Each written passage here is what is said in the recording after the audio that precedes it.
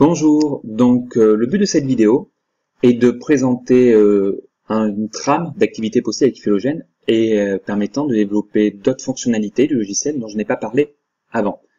Donc l'exemple que j'ai choisi, ça serait essayer de répondre à son problème. Est-ce que la situation de problème, l'homme descend-il du singe, l'homme est-il un singe? Donc c'est quelque chose qui est très polémique auprès de nos élèves, qui généralement suscite beaucoup d'intérêt. On va voir en quoi le logiciel peut nous aider. Donc la première chose, c'est de sélectionner la collection primates collège dans logiciel, cliquez sur OK.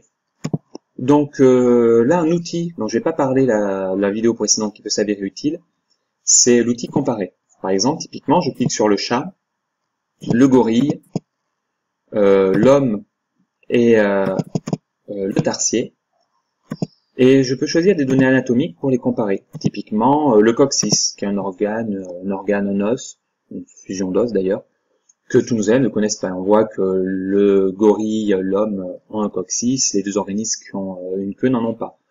On peut également faire la même chose avec d'autres critères sur les pouces opposables, que tout le monde voit bien ce que c'est, le pouce qui peut se rabattre. On voit bien que sur le squelette du chat, c'est pas possible. Donc ça permet un peu aux élèves de présenter les caractères avec lesquels ils vont travailler. Ensuite, une fois qu'ils ont vu ça, on peut très bien aller dans la matrice, leur donner une matrice, mais si on considère que le but de l'activité, les matrices savent déjà faire, on peut très bien des fois donner aux élèves une matrice toute prête, ce qu'on appelle le tableau de référence en cliquant dessus.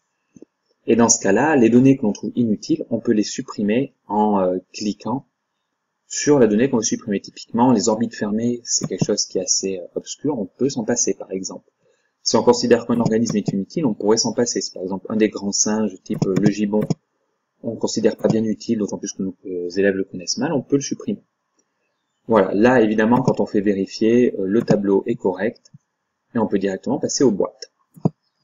Une fois qu'on est dans les boîtes, même chose que d'habitude, on peut bouger les colonnes pour rendre le travail bien plus facile, et également faire bouger les lignes, ce qui permet de faciliter le travail.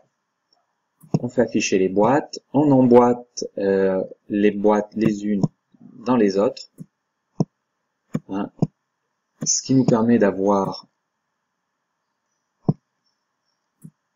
cette structure-là. On peut la faire vérifier, hop, les fusions sont bien faites, le travail est bien fait, et là on peut faire établir un lien de parenté, même si déjà on peut le faire avec les boîtes, qu'on soit bien d'accord, mais si on veut afficher par là, pour présenter aux élèves une première fois un arbre, je demande à faire construire l'arbre, hop, je fais apparaître mes caractères, et je fais apparaître les boîtes dans l'arbre. Donc j'ai sélectionné, donc les boîtes sont là. Donc il y a vraiment un parallèle total entre les boîtes ici et l'arbre présent là. Ce que l'on peut faire en plus, maintenant le choix, c'est de nommer les boîtes. Pour cela, je peux cliquer dans le bandeau propre à la boîte.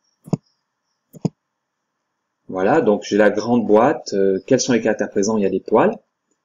Je nomme le groupe. Je vois que le groupe des mammifères, les mammifères sont définis par les poils présents. Ok, donc ça va être le groupe des mammifères.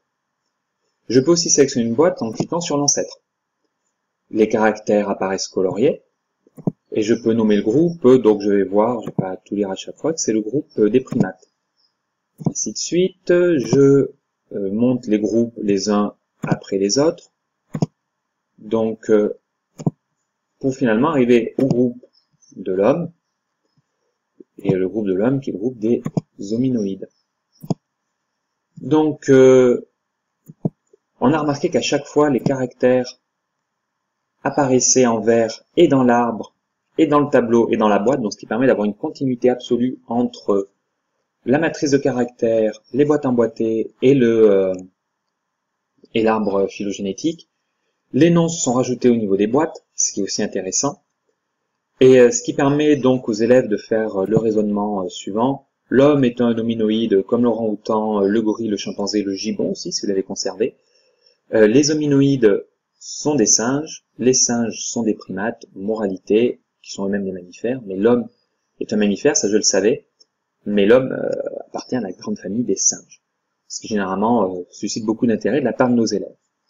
Voilà, donc la vidéo avait pour but de présenter quelques fonctionnalités que je n'ai pas présentées avant, et d'en présenter un mini scénario pédagogique de son utilisation. Je vous remercie de votre écoute. Au revoir.